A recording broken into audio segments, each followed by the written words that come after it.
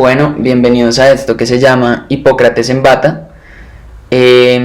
Antes de comenzar, quería contarles un poco la idea del podcast y es hacer un análisis sobre el juramento hipocrático y sobre las actualizaciones que ha tenido en la historia y cómo se ha mantenido una cierta base entre ellos, pero hacerlo de una manera un poco más relajada, más conversada que los podcasts académicos tradicionales, para uno poder oírlo mientras hace otra cosa en este contexto de pandemia. Entonces, lo primero, ¿por qué Hipócrates en Bata? Bueno, para hacerle honor a la verdad, porque me gusta mucho un blog que se llama Descartes en Bata, de Andrés Mejía Berñó, y pensé, si Descartes tiene una bata, Hipócrates también podría tener otra. Y también, ya seriamente, porque mi idea original de este producto era hacer una intervención artística en una bata y poner al interior de la bata los principios del juramento hipocrático y en el exterior de la bata poner los principios de la medicina moderna y analizar qué había cambiado y por qué había cambiado. Sin embargo, con la retroalimentación me di cuenta de que era un poco problemático porque me iba a topar con dos principios bastante diferentes, con muchísimas diferencias entre ellos porque son contextos muy distintos y era bastante problemático. Sin embargo, pensé en darle la vuelta a la moneda. En vez de pensar qué había cambiado y por qué había cambiado, decir, bueno, es verdad que cambió mucho, pero ¿por qué seguimos hablando del juramento hipocrático más de 20 siglos después? ¿Qué es lo que no ha cambiado? ¿Y por qué sigue siendo importante esto? ¿Por qué en las facultades se hace este juramento hipocrático a los estudiantes? ¿Qué hay detrás de todo esto? Para contestar esa pregunta, mi tesis, que desarrollaré a lo largo de este podcast, es que el juramento hipocrático se ha conservado por dos razones. La primera, porque es el fundamento ético de la medicina occidental. Y la segunda, porque ha dado cuenta del hermetismo de los médicos occidentales. Como explicaré, los médicos occidentales siempre han partido de una distinción entre medicina y charlatanes. El juramento hipocrático le ha dado pie a la medicina occidental para decir, nosotros somos los médicos. Entonces, estos van a ser los dos ejes de análisis que se van a dar. Sin embargo, antes de comenzar con todo este análisis y con esto que les estaba contando, creo que es pertinente preguntarnos quién fue Hipócrates. Hipócrates nació en la isla de Kos, en Grecia, más o menos en el año 460 a.C. Su padre, Heráclides, fue médico durante toda su vida, así que es probable que sea él quien le haya enseñado los primeros conocimientos médicos. Hipócrates, cuenta la leyenda, estaba emparentado con Asclepios, el dios de la medicina griega. A Hipócrates lo conocemos hoy en día gracias a sus textos que forman el Corpus Hipocrático, que se conservó en la Biblioteca de Alejandría. Pero bueno, ¿y cuál fue el contexto de Hipócrates? Como dijimos, Hipócrates vivió en lo que se conoce como la antigua Grecia. Sin embargo, para entrar un poquito más a la teoría de Hipócrates, hay que decir que esta se llamaba la de los cuatro humores, que eran la flema, que se asociaba con el frío, la humedad y la temporada del invierno; la sangre, que se asociaba con lo cálido y húmedo y con la temporada de la primavera; la bilis amarilla, que se asociaba con lo cálido y seco y con la temporada del verano; y finalmente la bilis negra, que se asociaba con lo frío y lo seco y con la temporada del otoño. Hipócrates rechazaba las explicaciones que conectaban las enfermedades con causas divinas o con supersticiones, pues para él todo tenía una explicación física y racional, relacionada con encontrar el balance del cuerpo. La época prehipocrática se caracterizó por las creencias mágicas, religiosas y por todas las supersticiones que rodeaban la salud y la enfermedad. La curación se hacía por parte de los sacerdotes, en los templos de Apolo y de Asclepios. Sin embargo, cuando aparece Hipócrates, acompañado de filósofos como Demócrito, Sócrates y Platón, algunos contemporáneos al propio Hipócrates, el modo de pensar de los griegos va a experimentar un gran cambio. Se van a interesar en las leyes de la naturaleza, en la capacidad sensorial del hombre, en la observación, y van a comenzar a sentar las bases de la enseñanza en las escuelas filosóficas. Sin embargo, sería imposible hablar de la difusión y de la influencia de Hipócrates sin mencionar el impacto que tuvo Alejandro Magno en la difusión de la cultura griega, haciendo que los textos de Hipócrates, entre ellos sus tratados hipocráticos y el juramento, se difundieran territorialmente. Por estas razones, muchas personas consideran a Hipócrates como uno de los padres de la medicina. Bueno, Teniendo claro quién era Hipócrates y cuál fue su contexto, es oportuno pues, leer el juramento hipocrático. Este juramento, que me ayudó mucho para el análisis, es de Editorial Planeta y lo importante es que tiene muy buenas notas al pie de página, que no serán útiles. Aquí va. Juro por Apolo médico, por Asclepio, Higia y Panacea, así como por todos los dioses y diosas, poniéndolos por testigo, dar cumplimiento en la medida de mis fuerzas y de acuerdo con mi criterio a este juramento y compromiso. Tener al que me enseñó este arte en igual estima que a mis progenitores, compartir con él mi hacienda y tomar a mi cargo sus necesidades si le hiciere falta, considerar a sus hijos como hermanos míos y enseñarles este arte si es que tuvieran necesidad de aprender, de forma gratuita y sin contrato, hacerme cargo de la preceptiva, la instrucción oral y todas las demás enseñanzas de mis hijos, de los de mis maestros y de los discípulos que hayan suscrito el compromiso y estén sometidos por el juramento a la ley médica, pero a nadie más. Haré uso del régimen dietético para ayudar del enfermo según mi capacidad y recto entender, del daño y la injusticia le preservaré. No daré a nadie, aunque me lo pida, ningún fármaco letal, ni haré semejante sugerencia. Igualmente, tampoco proporcionaré a mujer alguna un pesario abortivo. En pureza y santidad mantendré mi vida y mi arte. No haré uso del bisturí ni aun con los que sufren del mal de piedra. Dejaré esa práctica a los que la realizan.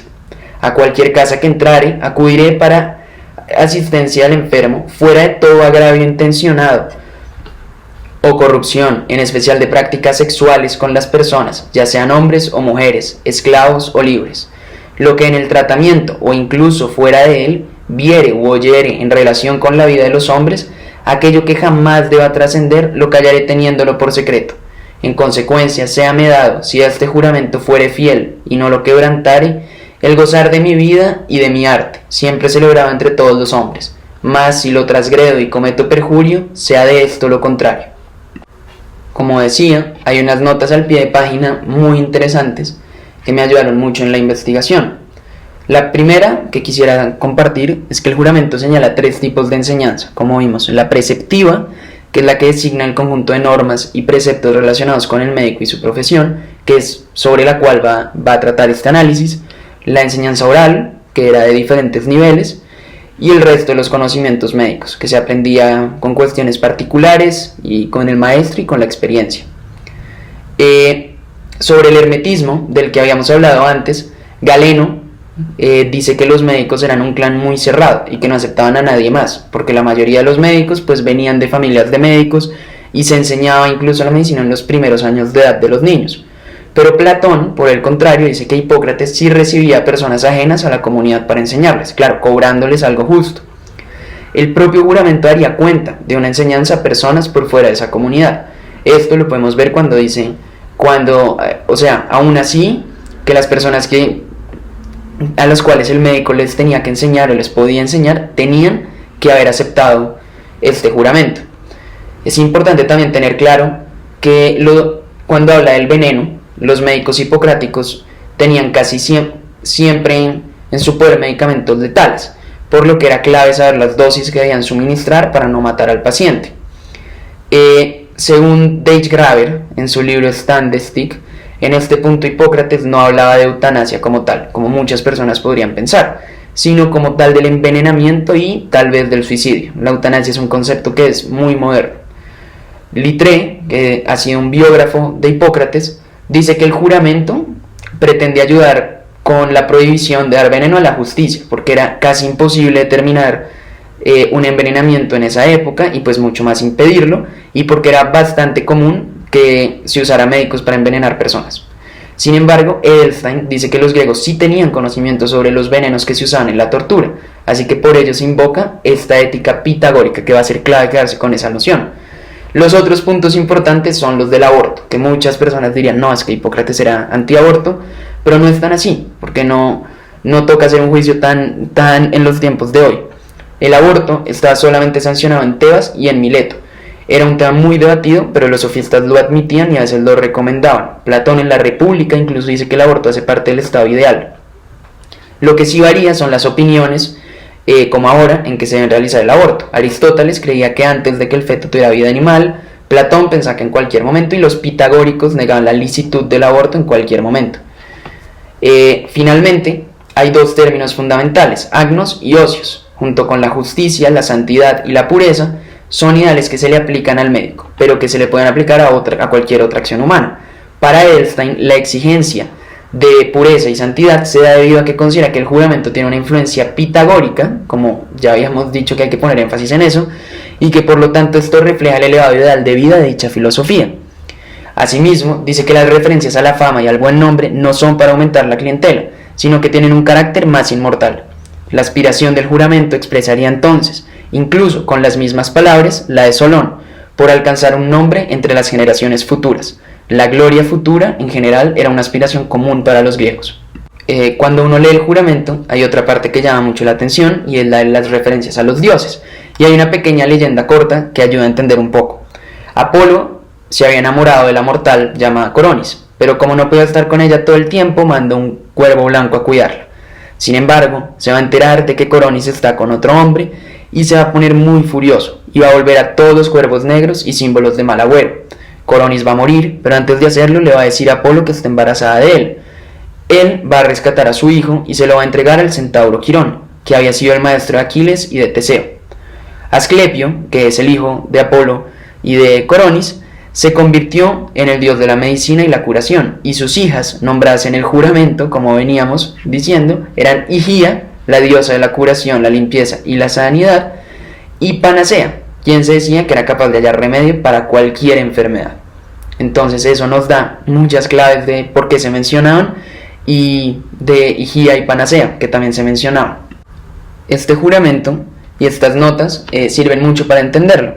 Sin embargo, me puse a investigar un poco más y encontré un artículo muy interesante en la Revista Colombiana de Filosofía de la Ciencia que se llama La historia de la medicina en la formación del profesional en medicina. 3 casos históricos destacados, de Néstor Miranda, en el 2003. Básicamente lo que dice Miranda a lo largo de su texto es que el papel de la enseñanza médica ha pasado de 2 polos, como la didáctica y la ética. Eso es lo que tiene la enseñanza de la medicina. Y hay varias estaciones intermedias. Lo que él dice es que la ética es cada vez más importante, y lo es mucho ahorita, debido a los avances tecnocientíficos, a todas esas posibilidades de controlar, patrones que antes no se tenían, por ejemplo el ADN, que hoy más que nunca se hace necesario tener connotaciones éticas fundamentales o ético-políticas y que no deben ser ajenas al médico, y es por esto que es el carácter central de la ética en esta investigación. Claramente, dentro de los 3 casos de maestros que dice Néstor Miranda, menciona a Hipócrates. Menciona datos importantes sobre el Corpus Hippocraticum, que dice que tal vez es tanta la importancia de Hipócrates como persona, representado junto al árbol en la isla de Kos, que a las personas se les puede llegar a olvidar que dentro del Corpus Hippocraticum había muchos más textos, dentro de los cuales Hipócrates había escrito 2 o 3. Sin embargo, han trascendido, y la figura de Hipócrates ha trascendido por los valores que luego explicaremos. Eso sí, logra descifrar muy bien que los contenidos del Corpus Hippocraticum eran ontológicos, epistemológicos y éticos.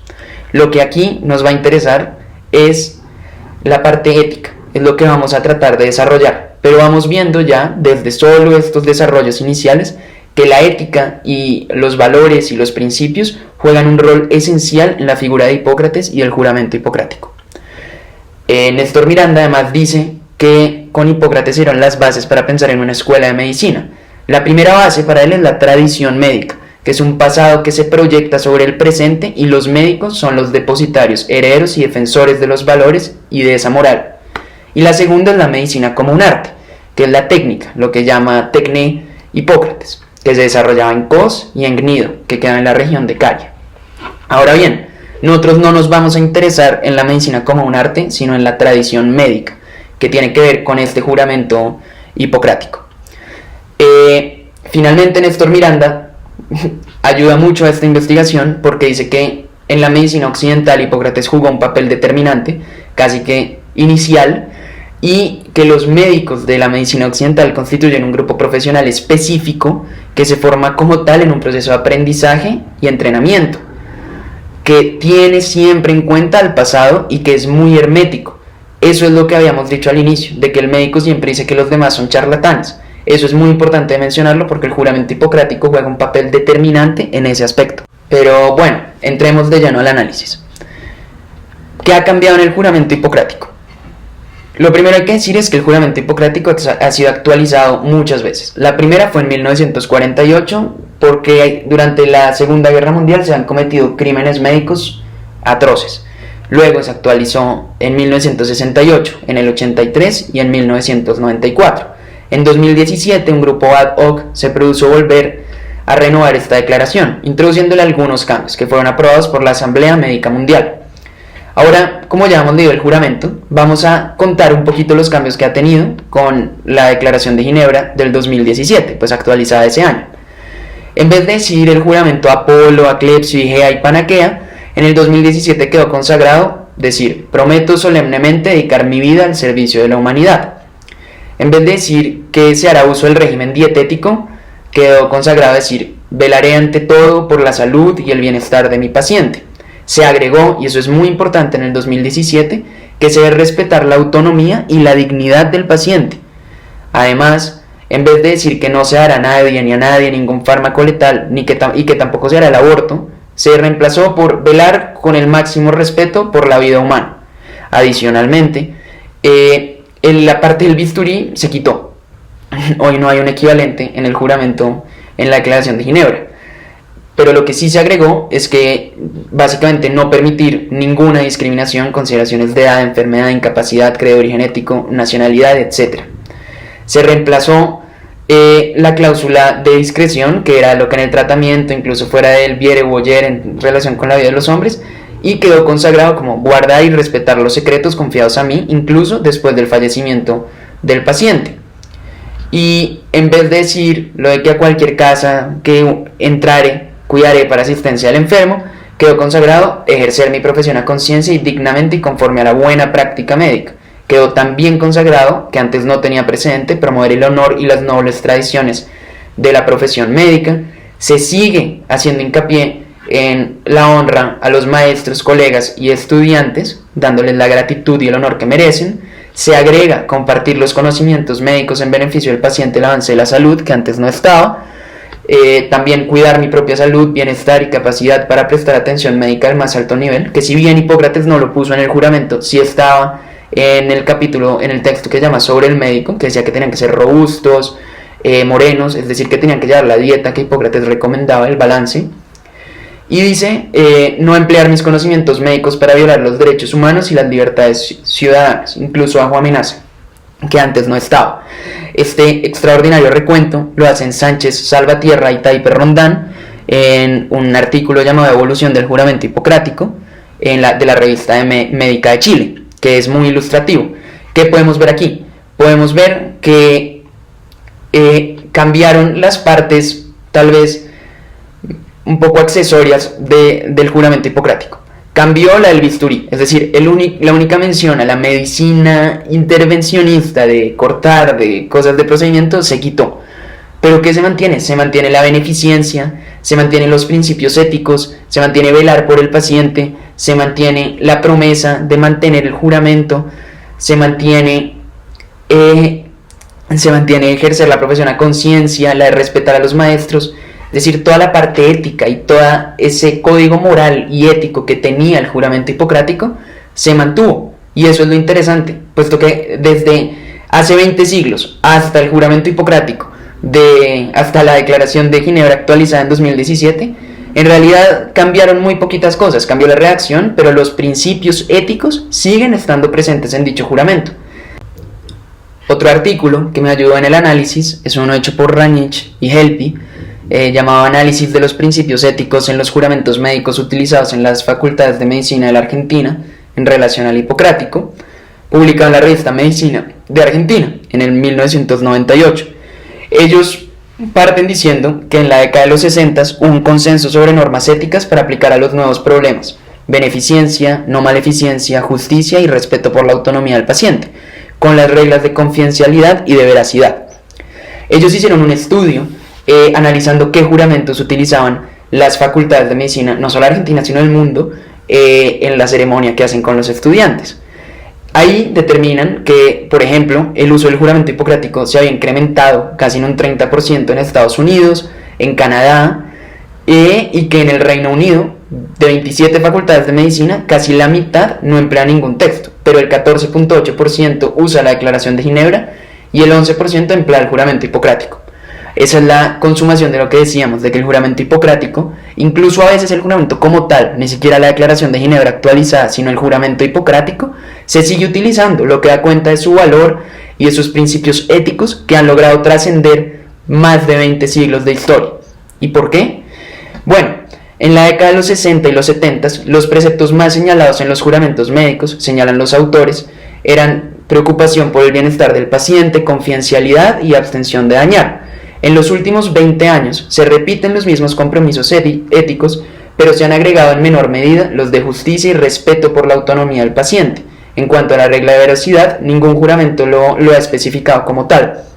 ¿Pero qué podemos ver?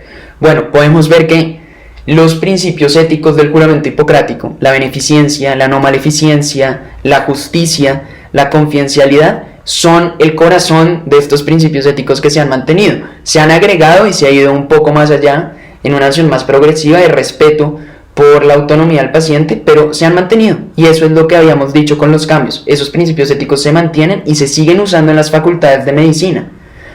Eso es muy importante porque, bueno, en las facultades de medicina, los médicos lo sabrán muy bien, las cosas que hace 10 años eran tendencias, se usaban, hoy pueden ser obsoletas, pero ¿por qué seguimos usando este juramento que es de hace 20 siglos? La respuesta, que ya habíamos dicho, es primero por la hermetización del grupo de los médicos, del gremio médico, y la segunda por el componente ético. Ahora bien, como vimos, Edelstein en las notas del juramento hipocrático decía que tenían una influencia ética pitagórica. Yo realmente no sé mucho de filosofía, pero me puse a investigar quién era Pitágoras. Encontré que había nacido en la isla de Samos, en Grecia, en el 569 a.C. y que murió en el 475 a.C. Encontré que había escrito unos versos áureos, que eran parte importante de su doctrina y de lo que se conoce como la ética pitagórica. Allí, son casi 69, encontré unos que se me parecían muchísimo al juramento hipocrático y a los principios que están hoy en día consagrados en la Declaración de Ginebra. El primero de ellos es venera el juramento y también a los nobles héroes. A mí me parece que este amor por el juramento, esta veneración, viene desde aquí, se puede dar cuenta y me parece muy valioso. Me parece que claramente tal vez esta importancia que se le da al juramento pueda venir en efecto de la ética pitagórica. Esta, actúa según tus facultades teniendo en cuenta que el poder está muy cerca de la necesidad. A mí se me hizo muy importante esta y la relacioné con el juramento hipocrático, debido a que en el juramento hipocrático en la Declaración de Ginebra no llaman a hacer nada imposible, llaman simplemente a hacer lo más que uno pueda, lo más que pueda el médico. Sin embargo, también lo relacioné con algo que había leído de Hipócrates en el texto sobre el médico, y es que los médicos no tienen una noción como de poder, de superioridad, así tengan que analizar con un aire de superioridad, dice Hipócrates. Hay una metáfora muy bonita, es que dice que los bancos entre el paciente y el médico tienen que estar a la misma altura, para que no haya superioridad ni inferioridad, así que eso me pareció muy interesante. No olvides que la muerte es el destino de todos, que me parece muy importante y me parece que incluso ahorita, con el respeto a la autonomía del paciente se puede entender eso, porque básicamente lo que está detrás del respeto a la autonomía es el destino es la muerte y el respeto a la vida del paciente, que puede decir también hasta dónde llegar con los tratamientos. Que nadie, ni con palabras ni con actos, te convenza de que debes hacer o decir lo que no sea mejor. Para mí esa es la cláusula de no maleficencia, está clarísimo, tanto la de hoy en día como la del juramento hipocrático. Y finalmente, lo más importante, no conviene que descuides la salud de tu cuerpo, para lo cual procurarás descubrir la justa medida en comidas, bebidas y ejercicios físicos. Entiende, por justa medida, la que no te cause dolor. Acostúmbrate a hallar una vida pura, limpia y viril, y serás inmortal, un dios incorrupto en vez de mortal. Bueno, a mí me deja dos nociones esto último. Lo primero es que lo de el balance y la dieta me parece muy parecido a lo que decía Hipócrates con su teoría de los 4 humores, con las dietas que variaban por las estaciones, y finalmente con la parte de la inmortalidad, con también lo que habíamos establecido en las notas del juramento hipocrático, habla de una trascendencia de la vida terrenal, una trascendencia que, bueno, si la miramos en ámbito poético, puede ser la vida de la fama, de las coplas de Manrique, coplas a la muerte de mi padre, que, como habíamos dicho y como habían dicho en las notas del juramento hipocrático, es tal vez a lo que le apunta el médico, que con el ejercicio y con el desempeño de estos principios éticos se llega a la inmortalidad, a la buena fama y a la honorabilidad, y es una fama que trasciende la vida y que, bueno, lo ha trascendido. Podemos comparar esto con lo que decía Néstor Medina en su estudio. De esto, la enseñanza de la medicina recoge un testigo que viene del pasado y lo aplica en la enseñanza en el presente. Ese testigo que recoge esta inmortalidad, precisamente el juramento hipocrático, de estos principios éticos que se han mantenido, como vimos, a pesar de que las declaraciones se renueven, a pesar de las guerras mundiales. Es que es muy claro, la única parte que se eliminó tajantemente del juramento hipocrático, que no fue reemplazada por otros términos, fue la del bisturí, que era la única que tenía que ver con procedimientos. El resto, los principios éticos, la cláusula de confidencialidad, todo se ha mantenido. Y es por eso que el juramento hipocrático sigue siendo tan importante hoy en día. Ahora bien, yo sí me sentía un poco hablando de, bueno, que es muy importante hacer el juramento, de que para los médicos es un ritual de inicio. Sin embargo, me pareció muchísimo más importante entrevistar a unos estudiantes de medicina en la Universidad de los Andes. Entrevisté a 9 personas de entre tercer y cuarto semestre y les pregunté, bueno, ¿qué tan importante cree que es el juramento hipocrático para la medicina actual? 6 de ellos me dijeron 5 de 5, muy importante, y 3 me dijeron 4 de 5. Les pregunté, para usted, ¿qué es el juramento hipocrático? Las respuestas eran muy hacia lo que va nuestro análisis. Me decían un compromiso ético del médico con su profesión, un código deontológico básico para cualquier trabajador del área de la salud.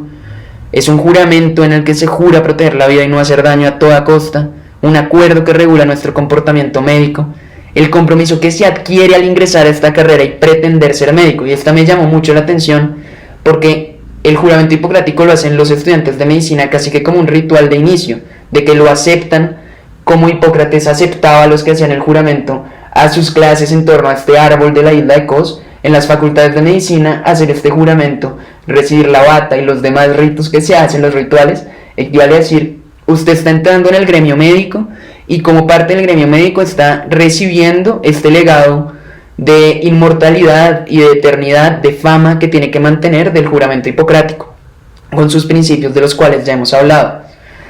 Les pregunté también qué debe tener a ser un buen médico en general, no les dije de principios. Todos me dijeron principios éticos: integridad, honestidad, respetar las decisiones del paciente, velar por la salud de todas las personas, buscar la excelencia. Ninguno me dijo nada material, ninguno me dijo un buen médico tiene que estudiar, que era una respuesta que podía ser válida, o tener buenos utensilios o tener buenos conocimientos. Nadie, todos me dijeron principios éticos, y eso refuerza este concepto del juramento hipocrático que veníamos hablando. Les pregunté cuáles son los pilares del tratamiento médico en la actualidad, también alejado del juramento hipocrático. No les mencioné en esa pregunta el juramento. Me dieron beneficencia, no maleficencia, autonomía del paciente y justicia, que son precisamente los 4 pilares de la Declaración de Ginebra, y que podemos ver que tienen los pilares del juramento hipocrático de beneficencia, de no maleficencia y de la justicia.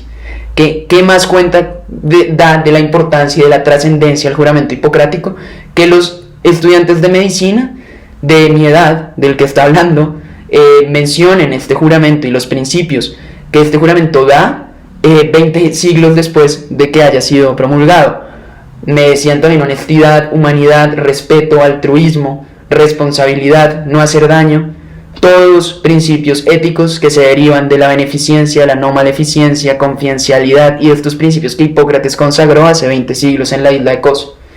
Y finalmente, para concluir esto y el podcast, les pregunté para usted por qué el juramento hipocrático sigue siendo tan importante actualmente.